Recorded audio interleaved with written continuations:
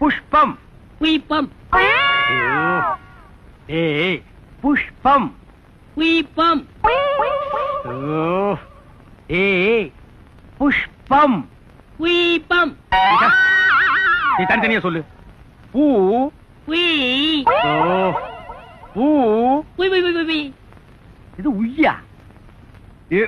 பூ.